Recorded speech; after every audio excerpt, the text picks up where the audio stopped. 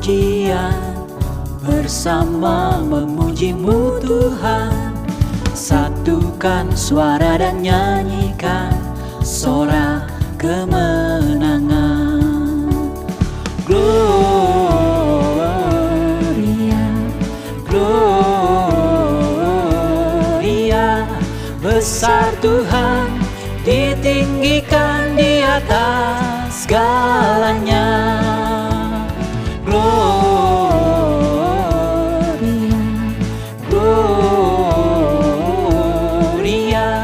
besar Tuhan, ditinggikan, puji Dia. Gloria.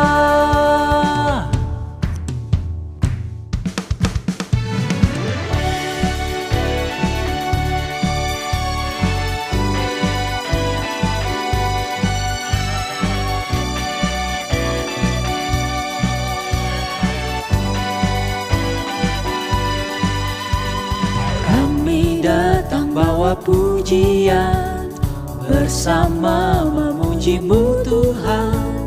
Satukan suara dan nyanyikan sorak kemenangan. Kami datang bawa pujian, bersama memuji-Mu Tuhan. Satukan suara dan nyanyikan sorak kemenangan.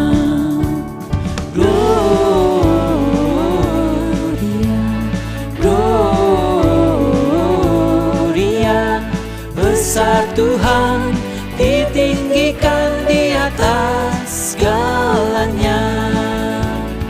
Gloria, Gloria,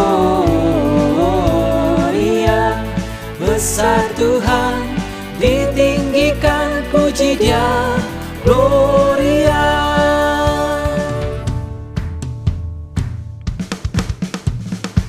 We give you glory, we give you honor, we give you praise for all that you are.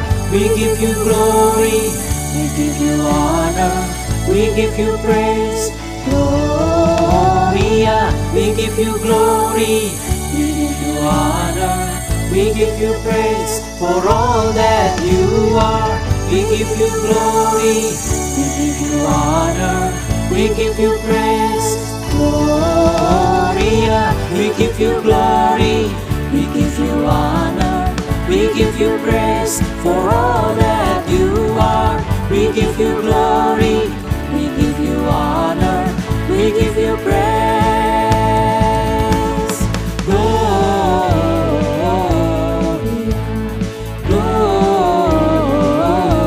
Gloria, besar Tuhan, ditinggikan di atas segalanya.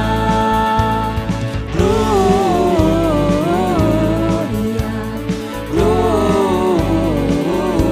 Gloria, besar Tuhan, ditinggikan, puji Dia.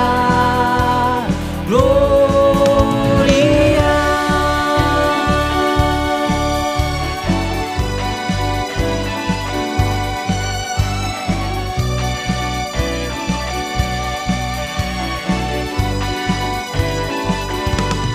Gloria.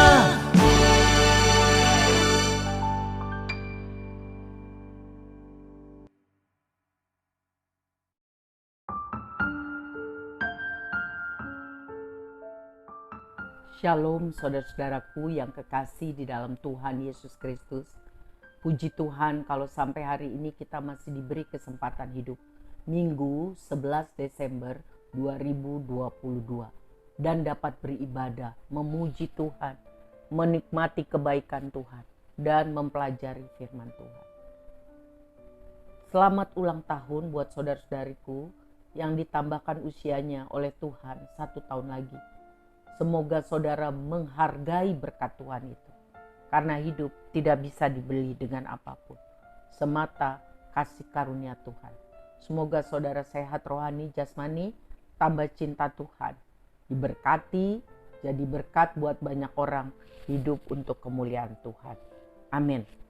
Hari ini kita masih mengalami masa Advent, masa penantian, mempersiapkan diri untuk Natal, dan mempersiapkan diri untuk menyambut kedatangan Kristus yang kedua kali. Tidak sebagai bayi, tetapi sebagai Raja yang di atas segala raja, sangat berkuasa, dan hakim yang adil. Apakah kita siap menyambut kedatangannya yang kedua kali? Kiranya firman Tuhan ini menolong kita untuk mengerti dan melakukan apa yang patut kita lakukan. Mari kita bersatu di dalam doa. Terima kasih Tuhan Yesus buat kasih setia Tuhan. 1 minggu Tuhan sudah tolong kami melewati segala situasi. Kami bersyukur Tuhan baik dan setia. Ebenezer.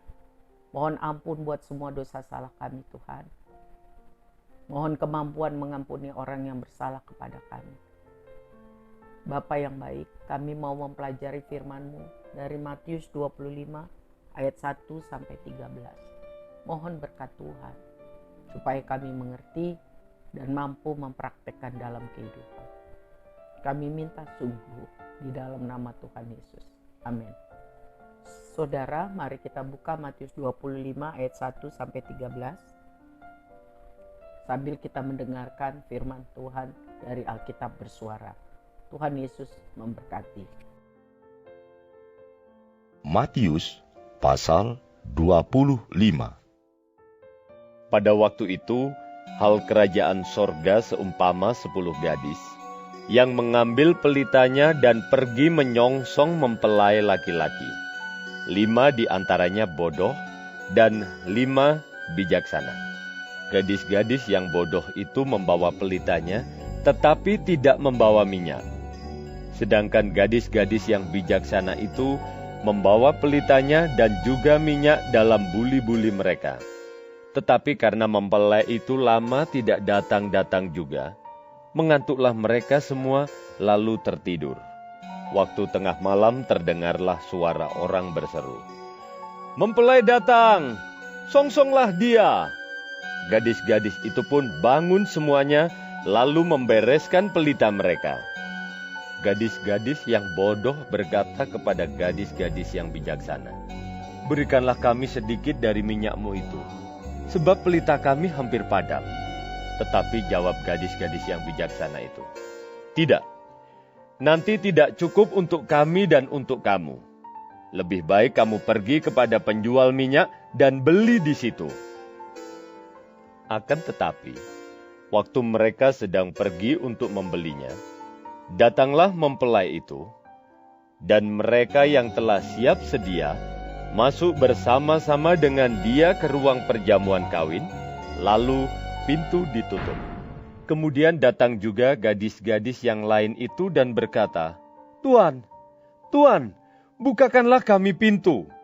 Tetapi ia menjawab, "Aku berkata kepadamu, sesungguhnya aku tidak mengenal kamu. Karena itu, berjaga-jagalah, sebab kamu tidak tahu akan hari maupun akan saatnya. Sebab hal kerajaan sorga sama seperti seorang yang mau bepergian ke luar negeri, yang memanggil hamba-hambanya dan mempercayakan hartanya kepada mereka. Yang seorang diberikannya 5 talenta, yang seorang lagi 2, dan yang seorang lain lagi 1. Masing-masing menurut kesanggupannya, lalu ia berangkat. Segera pergilah hamba yang menerima 5 talenta itu. Ia menjalankan uang itu, lalu beroleh laba 5 talenta. Hamba yang menerima 2 talenta itu pun berbuat demikian juga, dan berlaba 2 talenta. Tetapi hamba yang menerima 1 talenta itu pergi dan menggali lubang di dalam tanah, lalu menyembunyikan uang tuannya. Lama sesudah itu, pulanglah tuan hamba-hamba itu lalu mengadakan perhitungan dengan mereka. Hamba yang menerima 5 talenta itu datang, dan ia membawa laba 5 talenta, katanya, "Tuan, 5 talenta Tuan percayakan kepadaku. Lihat, aku telah beroleh laba 5 talenta. Maka kata tuannya itu kepadanya, "Baik sekali perbuatanmu itu, hai hambaku yang baik dan setia. engkau telah setia dalam perkara kecil, aku akan memberikan kepadamu tanggung jawab dalam perkara yang besar. Masuklah dan turutlah dalam kebahagiaan Tuanmu. Lalu datanglah hamba yang menerima 2 talenta itu. Katanya, Tuan, 2 talenta Tuan percayakan kepadaku. Lihat, aku telah beroleh laba 2 talenta. Maka kata tuannya itu kepadanya, baik sekali perbuatanmu itu, hai hambaku yang baik dan setia. Engkau telah setia memikul tanggung jawab dalam perkara yang kecil. Aku akan memberikan kepadamu tanggung jawab dalam perkara yang besar. Masuklah, dan turutlah dalam kebahagiaan tuanmu. Kini datanglah juga hamba yang menerima 1 talenta itu dan berkata, Tuan, aku tahu bahwa Tuan adalah manusia yang kejam, yang menuai di tempat di mana Tuan tidak menabur, dan yang memungut dari tempat di mana Tuan tidak menanam. Karena itu aku takut dan pergi menyembunyikan talenta Tuan itu di dalam tanah. Ini, terimalah kepunyaan Tuan. Maka jawab tuannya itu, hai kamu, hamba yang jahat dan malas. Jadi kamu sudah tahu bahwa aku menuai di tempat di mana aku tidak menabur dan memungut dari tempat di mana aku tidak menanam. Karena itu, sudahlah seharusnya uangku itu kau berikan kepada orang yang menjalankan uang, supaya sekembaliku, aku menerimanya serta dengan bunganya. Sebab itu, ambillah talenta itu daripadanya dan berikanlah kepada orang yang mempunyai 10 talenta itu. Karena setiap orang yang mempunyai, kepadanya akan diberi sehingga ia berkelimpahan. Tetapi siapa yang tidak mempunyai, apapun juga yang ada padanya akan diambil daripadanya. Dan campakkanlah hamba yang tidak berguna itu ke dalam kegelapan yang paling gelap. Di sanalah akan terdapat ratap dan kertak gigi. Apabila Anak Manusia datang dalam kemuliaannya, dan semua malaikat bersama-sama dengan Dia, maka Ia akan bersemayam di atas takhta kemuliaannya. Lalu, semua bangsa akan dikumpulkan di hadapannya. Dan Ia akan memisahkan mereka seorang daripada seorang, sama seperti gembala memisahkan domba dari kambing, dan Ia akan menempatkan domba-domba di sebelah kanannya, dan kambing-kambing di sebelah kirinya. Dan raja itu akan berkata kepada mereka yang di sebelah kanannya, Mari, hai kamu yang diberkati oleh Bapa-Ku, terimalah kerajaan yang telah disediakan bagimu sejak dunia dijadikan. Sebab ketika aku lapar, kamu memberi aku makan. Ketika aku haus, kamu memberi aku minum. Ketika aku seorang asing, kamu memberi aku tumpangan. Ketika aku telanjang, kamu memberi aku pakaian. Ketika aku sakit, kamu melawat aku. Ketika aku di dalam penjara, kamu mengunjungi aku. Maka orang-orang benar itu akan menjawab Dia. Katanya, Tuhan, bila manakah kami melihat Engkau lapar dan kami memberi Engkau makan, atau haus dan kami memberi Engkau minum? Bila manakah kami melihat Engkau sebagai orang asing dan kami memberi Engkau tumpangan, atau telanjang dan kami memberi Engkau pakaian? Bila manakah kami melihat Engkau sakit atau dalam penjara dan kami mengunjungi Engkau? Dan raja itu akan menjawab mereka, Aku berkata kepadamu, sesungguhnya segala sesuatu yang kamu lakukan untuk salah seorang dari saudaraku yang paling hina ini, kamu telah melakukannya untuk aku.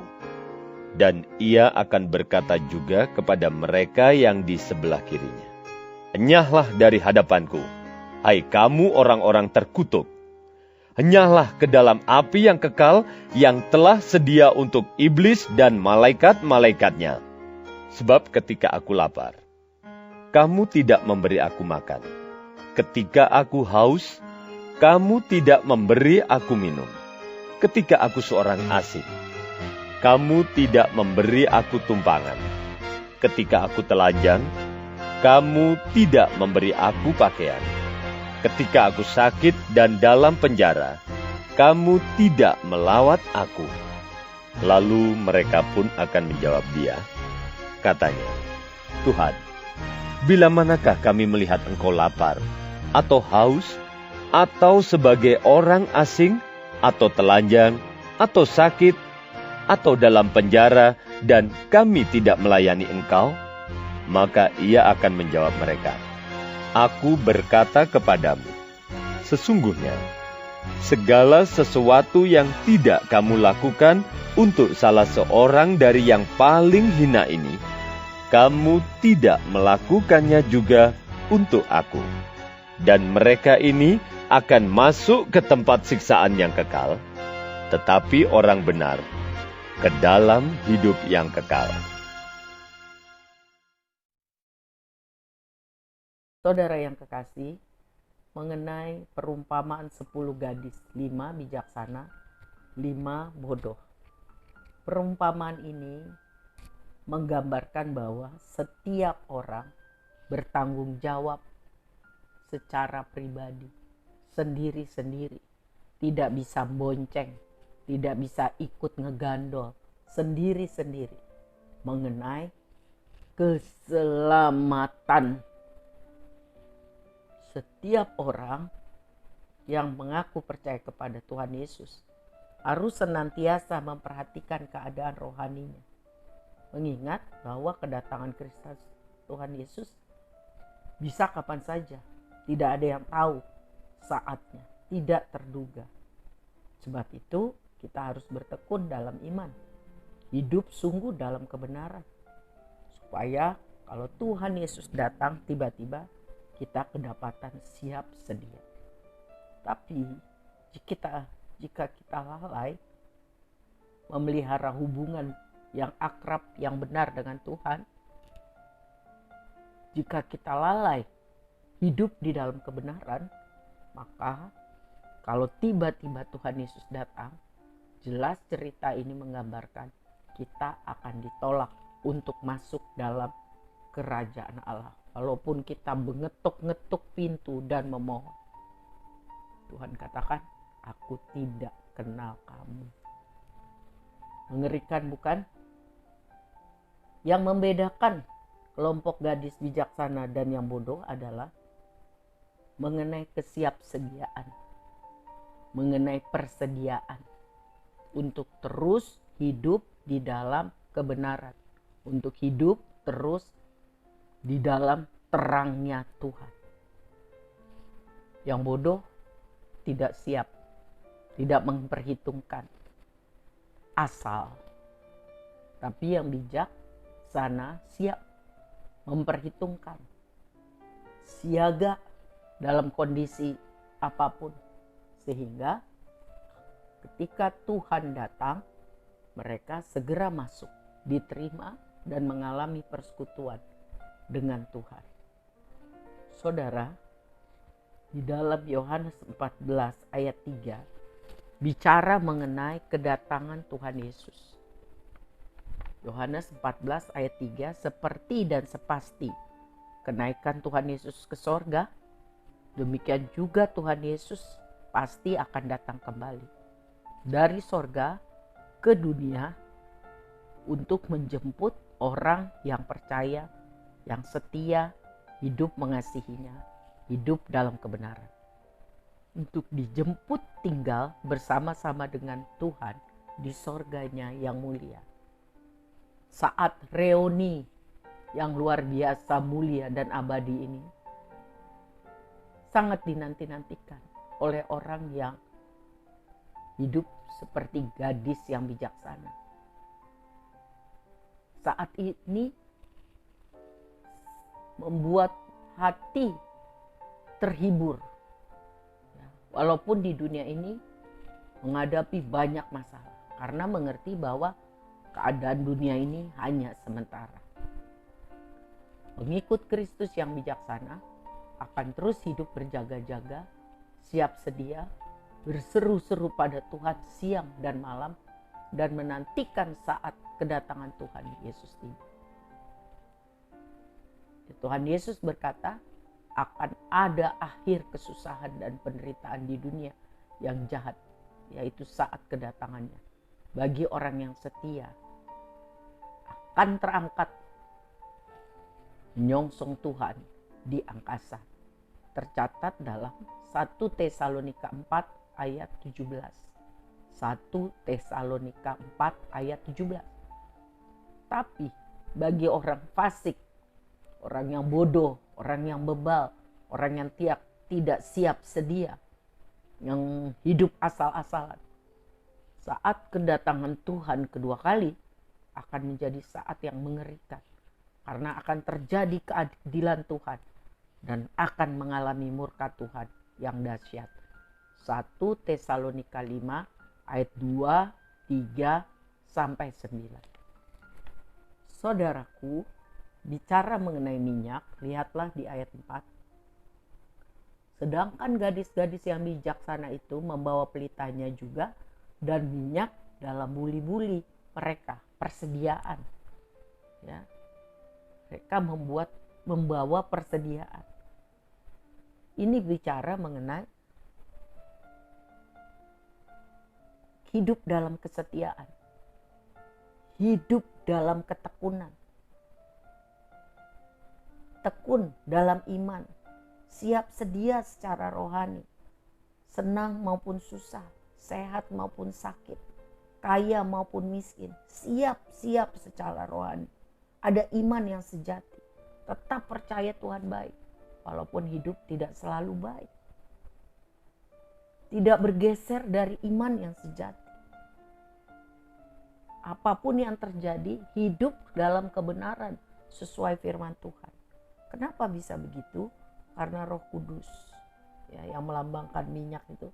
Roh Kudus ada terus menerus, ada persediaan, ada doa yang sungguh-sungguh, ada ketekunan yang sungguh-sungguh, ya, sehingga sanggup menjadi garam dan terang Tuhan.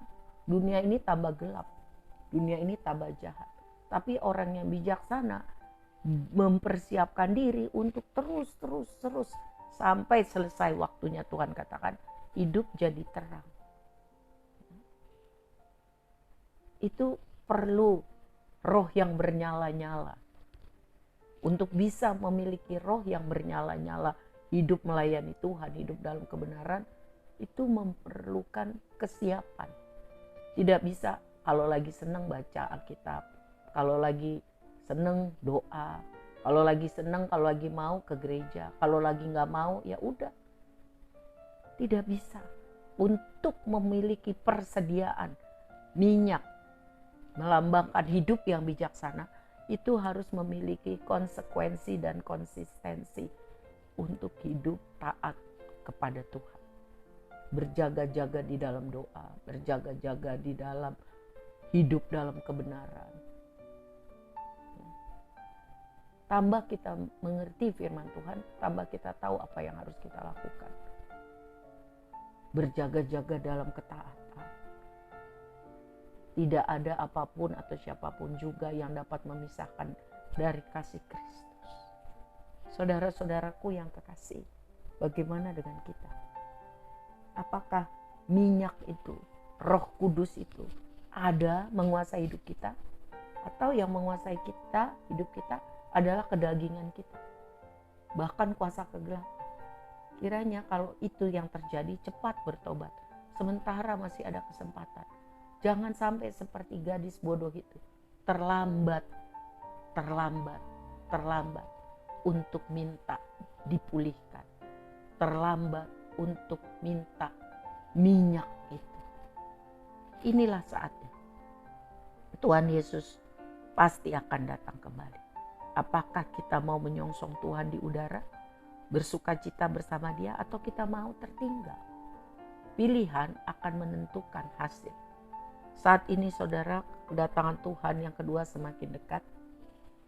Kejahatan semakin berkuasa, semakin banyak. penyimpangan terhadap hukum Tuhan. Gempa bencana semakin banyak, perang di mana-mana. Itu adalah tanda-tanda kata firman Tuhan mengenai kedatangan Tuhan atau hari kiamat. Dan semakin banyak orang meninggalkan iman yang sejati, menjadi murtad, menjadi ateis, menjadi agnostik. Bagaimana dengan kita? Apakah kita lebih tekun dalam iman menghadapi hidup ini? Menghadapi 2023, lebih tekunkah kita dalam iman? Lebih tekunkah kita di dalam doa mencari Tuhan? Lebih tekunkah kita hidup dalam kebenaran? Mau dipimpin Tuhan? Mau melaksanakan kehendak Tuhan? Rindu agar kehendak rencana Tuhan terlaksana di dalam hidup kita, di dalam hidup keluarga, keluarga besar, komunitas, bangsa, negara, dan seluruh dunia. Atau kita gak peduli. Gak peduli apaan tuh. Karena kita sibuk dengan masalah kita saja. Sibuk dengan urusan-urusan. Sehingga kita tidak peduli akan kedatangan Tuhan. Kita tidak siap, kita tidak berjaga-jaga. Saudaraku yang kekasih, Tuhan tidak menghendaki seorang pun binasa. Tetapi Tuhan menghendaki kita semua boleh hidup seperti gadis bijaksana. Yang siap sedia kapan Tuhan datang kedua kali. Atau Tuhan katakan kepada kita, selesai waktumu di dunia ini. Kiranya firman Tuhan ini menerangi hati pikiran kita. Roh Kudus mengevaluasi kita. Dan kalau kita sudah melakukannya dengan baik, lakukanlah setia sampai akhir. Jerih payah kita tidak sia-sia. Tapi kalau selama ini kita masih hidup seperti gadis yang bodoh, tidak siap, tidak berjaga-jaga, tidak hidup dalam kebenaran, Kristen hanya KTP saja, tidak ada kesiapan menyambut Tuhan, marilah kita bertobat. Sementara Tuhan masih berkenan ditemui, marilah kita mengaku dosa kita. Marilah kita hidup bertobat, sebab Dia baik, Dia setia. Tapi jangan main-main dengan kasih setia dan kesabaran Tuhan. Tuhan sudah katakan dengan gamblang, Tuhan tolong kita semua untuk hidup di dalam kebenaran firman Tuhan. Mari kita berdoa. Kami bersyukur Tuhan baik dan sabar. Kami mau hidup bertobat dan seperti gadis-gadis bijaksana. Beritahu kami ya Roh Kudus, dosa kelemahan kami, supaya kami bertobat dan sungguh-sungguh hidup di dalam kebenaran Tuhan. Kami rindu kehendak Tuhan dilaksanakan, terrealisasi melalui hidup kami. Pakai kami menjadi alat Tuhan. Pakai keluarga kami menjadi alat kemuliaan Tuhan.